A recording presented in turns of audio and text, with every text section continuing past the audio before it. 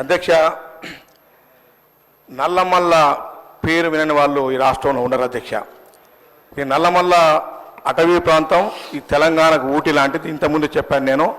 మరి కొండలు కోనలు అన్నిటి మించి శ్రీశైలంలో ఉన్న మల్లికార్జున స్వామిని ఈ తెలంగాణ రాష్ట్రంలో ఉన్న ఏ ముద్దు బిడ్డ అయినా దర్శించుకోవాలంటే అది నల్లమల్ల ప్రాంతం నుంచే వెళ్లాల్సి వస్తుంది అధ్యక్ష.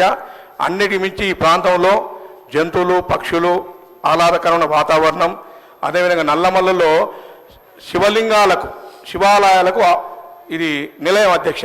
కాబట్టి అక్కడ ఇప్పటి వరకు గుర్తించినటువంటివి ఒక 18 ప్లేసులు ఉన్నాయి అధ్యక్ష. మొదటిది శ్రీ ఉమామహేశ్వర టెంపుల్, ప్రతాపరుద్రుని కోట, సలేశ్వరం. ఈ సలేశ్వరం ఎటువంటిది అధ్యక్ష అంటే తెలంగాణ అమర్నాథ్ అధ్యక్ష. దీంట్లో మంచి వాతావరణం, సాహసోపేతమైనటువంటి జర్నీ ఉంటుంది అధ్యక్ష. లొద్ది మల్లయ్య, అదేవిధంగా బైరాపూర్ చెరువు, వ్యూ పాయింట్, మల్లెల తీర్థము, అదేవిధంగా అక్కమాదేవి గుహలు, దత్తపాదాలు, ఆక్టోపస్ వ్యూస్, అదేవిధంగా వజ్రాల మడుగు, మధ్యమడుగు ఆంజనేయ స్వామి టెంపుల్, అదేవిధంగా నరసింహలవాగు శ్రీ లక్ష్మీ నరసింహస్వామి టెంపుల్, రాయలగండి శ్రీ లక్ష్మీ చెన్నకేశ్వర స్వామి టెంపుల్, అంతర్గంగా గున్నపెంట, గీసిగండి, అదేవిధంగా పెద్దరేవు, వీటితో పాటుగా గుండము, అదేవిధంగా నల్లమల్ల భైరవ కోన, ఇన్ని ప్రాంతాలు ఉన్నాయి అధ్యక్ష. వీటిలో అన్నిట్లలో కూడా శివాలయాలు ఉన్నాయి అధ్యక్ష. ఈ పర్యాటకం ఈ తెలంగాణలో అత్యంత ఇంపార్టెంట్గా వచ్చేటువంటి పర్యాటక కేంద్రాలు పెట్టడానికి అనువైనటువంటి ప్రాంతం అధ్యక్ష.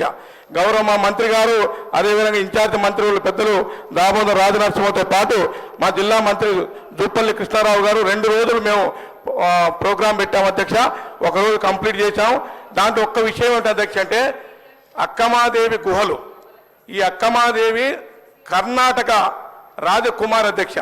ఎప్పుడో 1000 సంవత్సరాల క్రితం నేను మల్లికార్జున స్వామిని పెళ్లి చేసుకుంటా అని చెప్పి అక్కడి నుంచి విచ్చేసి ఆ గుహలలో ఉండి తపస్సు చేసి అక్కడే చనిపోయింది అధ్యక్ష. అది న్యాచురల్గా మన 1000 స్తంభాలకు ఏ రకంగా ఉంటుందో ఆ రకంగా ఉంటుంది అధ్యక్ష. ఆ గుహలో అవి వాస్తవంగా చూస్తే నిజంగానే పెట్టినట్టు అనిపిస్తుంది అధ్యక్ష. దానికి 2 మార్గాలు ఉన్నాయి అధ్యక్ష. ఏదైతే శ్రీశైలం డ్యాము బ్యాక్ సైడ్ ఉన్న వాటర్ నుంచి వాటర్ మీద వెళ్ళొచ్చు అధ్యక్ష. అదేవిధంగా బై రోడ్డు వెళ్ళొచ్చు అధ్యక్ష.